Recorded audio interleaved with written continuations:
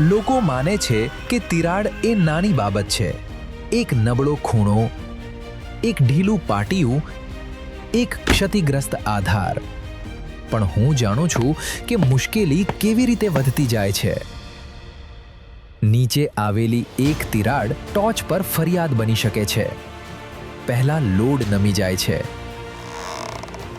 પછી કાર્ટન વળી જાય છે, પછી ડિસ્પેચ ધીમું પડી જાય છે, પછી ગ્રાહકને રાહ જોવી પડે છે, પછી કોઈ કહે છે, આ કેવી રીતે થયું?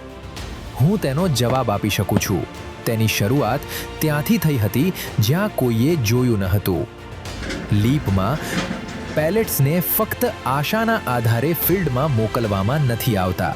અમને ચેક કરવામાં આવે છે, રિપેર કરવામાં આવે છે, મજબૂત કરવામાં આવે છે, તૈયાર કરવામાં આવે છે.